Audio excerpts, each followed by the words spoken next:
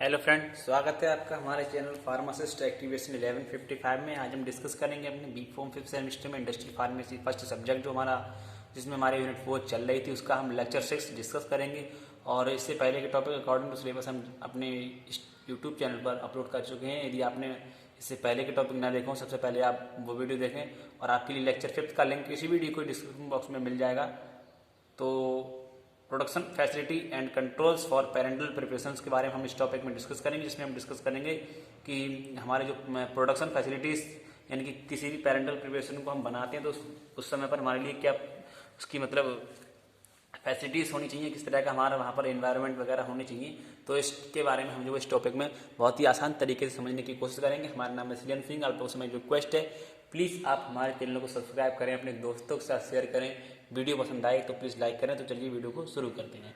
Production facility and control for parental preparations, यानी कि production facilities and controls, किस तरह से हम अपनी पेरेंटल प्रिपरेशन को बनाते हैं तो उस समय पर हम कंट्रोल कर सकते हैं कि कोई भी हमारा माइक्रोबियल कंटेमिनेशन उस जगह पर या उस पर्टिकुलर प्रोडक्ट पर प्रेजेंट ना हो या उस पर ग्रो ना करे। तो उस चीज़ को हम रोकने के लिए कुछ फैसिलिटीज़ होनी चाहिए जो जब भी हम अपने पेरेंटल प्रिपरेशंस को बनाते हैं उस समय।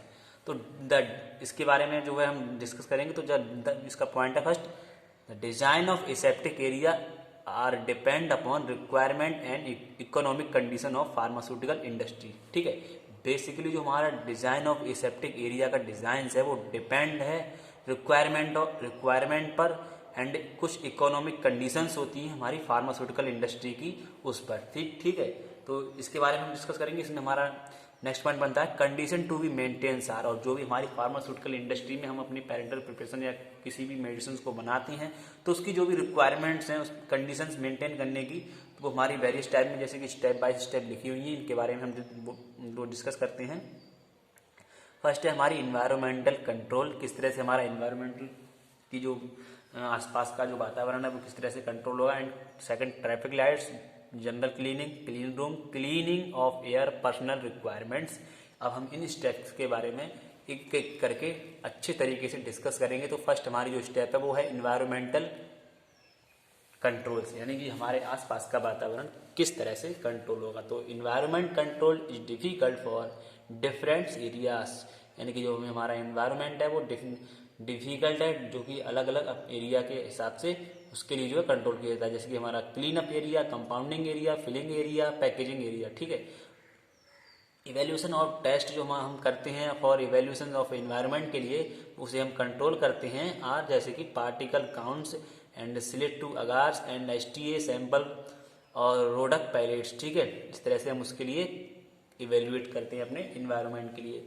तो जो हमारे स्मॉल वॉल्यूम पेरेंटल्स होते हैं उनके लिए ज़रूरत नहीं होती है टर्मिनल स्टेलाइजेशंस की स्ट्रिक्ट स्टाइल कंडीशंस में। ठीक है, और जो हमारे लार्ज वॉल्यूम पेरेंटल्स होती हैं उनके लिए रिक्वायर होती है टर्मिनल स्टेलाइजेशंस प्रोसेस की। तो उसमें हमें ये प्रोसेस करनी होती है लार्ज वॉल्यूम पेरेंटल्स में। और हमारा इसमें नेक्स्ट स्टेप है वो है ट्रैफिक कंट्रोल, यानी हम अपने ट्रैफिक के लिए किस तरह से कंट्रोल कर सकते हैं। तो ट्रैफिक का मीन सप्लाई ऑफ मटेरियल, यानी कि हमारा जो भी मटेरियल है उसके लिए वो किस तरह से सप्लाई होगा जो कि हमारा माइक्रोबियल कंटेमिनेशन से बचा रहे। तो उसमें हम entry and exit of workers होते हैं जो कि production area of aseptic room में होते हैं, शुड बी कंट्रोल्स के लिए हम कंट्रोल करना चाहिए।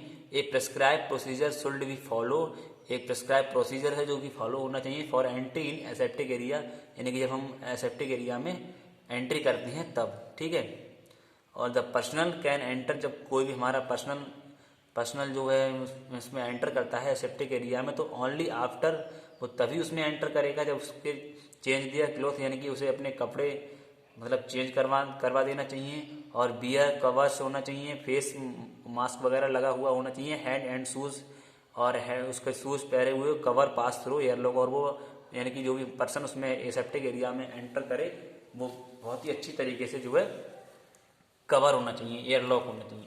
और हमारा नेक्स्ट इसमें स्टेप है वो जनरल क्लीनिंग, और कुछ जनरल क्लीनिंग होनी चाहिए एसेप्टिक एरिया में। तो जहाँ पर मतलब माइक्रोबियल कंटेमिनेशन ना हो, हमारी फार्मास्यूटिकल इंडस्ट्री में ये बेसिकली ऐसी जगह होती है।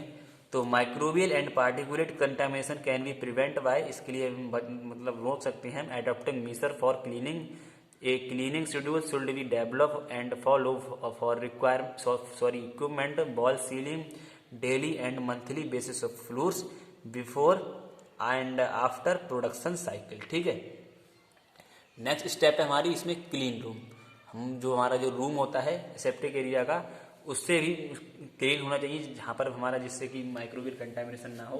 तो उस चीज़ को फॉलो करने के लिए हमारे लिए उसी के बारे में हम डिस्कस करेंगे। तो as it is prerequisite for parenteral products to meet extremely high standard of cleanness. ठीक है, एंड जो हमारा एनवायरनमेंट होगा उस जगह का, वो बिच जिसमें प्रिपरेशंस करते हैं हम, यानी कि किसी भी हम मेडिसिन वगैरह की प्रिपरेशन करते हैं, वहाँ का हमारा जो इन्वायरमेंट होगा, मैन्युफैक्चर जहाँ पर हम करते हैं, तो वो क्लासीफाई किया गया है and assigned with standard by United State, European countries and International Society of Pharmaceutical Engineering. These are the clean room classify on the basis of class, यानी कि जो हमारा क्लीन रूम है उसके क्लासीफाई किया गया है on the basis of class पर। सो जैसे कि क्लास ए हमारा है, तो ए क्लास की जो होंगे उसमें 100, और क्लास बी हमारा 1000 आएगा, एंड सी जो हमारा है वो क्लास 10,000, एंड डी हमारा class 1 lakh. This level is use for shop staging area, finishing area and packaging area, यानी कि जो हमारी स्टेज है ये वो स्टेज है जो जहाँ पर अभी हमारा फिनिशिंग एरिया होता है और पैकेजिंग का एरिया होता है। ठीक है, एंड नेक्स्ट हमारी स्टेप है क्लीनिंग ऑफ एयर, यानी कि हमारा ऐसा वातावरण, यानी कि ऐसी जगह जहाँ पर हमारी जो है एयर भी बिल्कुल ना पहुँच सके। तो ये भी हमारा एक मतलब फार्मास्यूटिकल इंडस्ट्री में ऐसा एरिया होता है। The greatest source of contamination, यानी कि ये ग्रेटेस्ट सोर्स है कंटामिनेशन का, एयर जो कि हमारी एंटर करती है सेप्टिक एरिया में, तो ये माइक्रोबियल कंटामिनेशन का बहुत ही ग्रेटेस्ट सोर्स है। सो इट इज़ इम्पोर्टेंट, इसलिए हमें ज़रूरी है क्लीन एरिया में अवॉइड कंटामिनेशन, यानी कि जहाँ पर हम अपना प्रोडक्शन किसी भी प्रोडक्ट को बना रहे हैं तो वहाँ पर एयर जाना, एयर पहुँचना मतलब सही नहीं है। अवॉइड कंटामिनेशन, जो कि कंटामिनेशन के खिलाफ है। लैमिनार फ्लो सिस्टम इन विच, इसके लिए हम लैमिनार फ्लो सिस्टम का यूज़ करते हैं, जिसमें जो है क्लीन एयर ऑब्टेन होती है by passing is through HEPA। ठीक है, इसका नाम हाई एफिशिएंसी पार्टिकुलेट एयर है, और इसके लिए हम अपने फार्मास्यूटिकल इंडस्ट्री में क्लीनिंग एरिया में यूज़ करते हैं, जो कि वहाँ पर एयर ना पहुँचे। और पर्सनल रिक्वायरमेंट हमारी कुछ होती हैं, पर्सनल रिक्वायरमेंट भी होती है हमारी अपने मतलब इंडस्ट्री में फॉलो करने के लिए। तो जैसे कि highly skilled professional and well train worker जो हमारे होते हैं वो should be engage in manufacturing में होने चाहिए। जैसे कि हमारे जो वर्कर वहाँ पर काम कर रहे हैं वो फ्रॉम नॉन प्रोफेशनल होना चाहिए बैकग्राउंड, देन ट्रेनिंग हो, यदि उनके लिए ट्रेनिंग करने हैं तो शुड भी उसके लिए हमें बताना चाहिए, जो कि should be given according to GMP के थ्रू आफ्टर ट्रेनिंग प्रोफेशनल। और ट्रेनिंग के बाद जो हमारे पर्सनल होंगे वो शुड भी एवेल्युएट हो जाएंगे फॉर नॉलेज स्किल के लिए। ठीक है, तो इस तरह से हमारे लिए पर्सनल रिक्वायरमेंट है, वो भी जो भी हमारा कोई नया बंदा मतलब कंपनी में काम करने के लिए आ रहा है तो उसके लिए ट्रेनिंग के दौरान आ रहा है, तो उसके लिए ये चीज़ें कुछ बताना ज़रूरी होता है इसके बारे में। तो बेसिकली आप लोगों को इस वीडियो में यही बताना था। कैसी लगी आपको वीडियो, उम्मीद करता हूँ वीडियो पसंद आई होगी। तो मिलते हैं जल्दी नेक्स्ट वीडियो में, तब तक के लिए गुड बाय, थैंक यू।